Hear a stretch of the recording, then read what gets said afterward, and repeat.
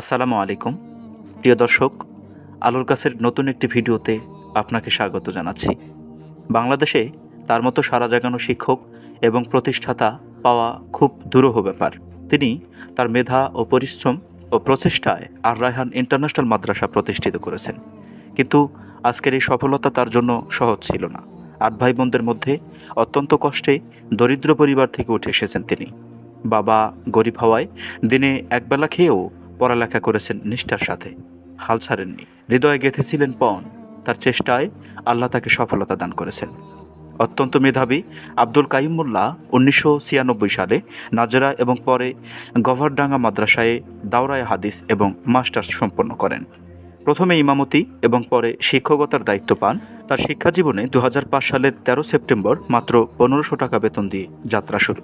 তার উদ্দেশ্য এবং প্রচেষ্টায় বর্তমানে ভর্তি ফি পান ১.৫ কোটি টাকা এবং মাসে ৭৫ লক্ষ টাকা বেতন পান এই শিক্ষক এবং পরিচালক। তিনি তার ব্যক্তিগত অর্থ ও মানসিকতা থেকে ১.৫ শতাধিক এতিমদের লালন পালন করেন। এছাড়াও হাজার শতাধিক শিক্ষার্থীর থাকলেও অনেককে বিনামূল্যে পড়িয়ে থাকেন এই শিক্ষক। সদা সাবলীল এই শিক্ষক সব সময়ের জন্য এতিম এবং গরিবদের পাশে থাকেন। আমাদের সবার পরিচিত বিশ্বজয়ী হাফেজ কারি আবু রায়হানের শিক্ষাগুরু তিনি। ভালো মনের মানুষ, মানুষ গড়ার কারিগর এই মহৎ ব্যক্তিকে ছাত্ররা ভালোবেসে বাবা বলে থাকেন। আমার জানা মতে দুনিয়াতে এরকম মানুষ পাওয়া দুরূহ ব্যাপার। আমরা সবসময় এই মহৎ মানুষের মঙ্গল কামনা করছি। ধন্যবাদ।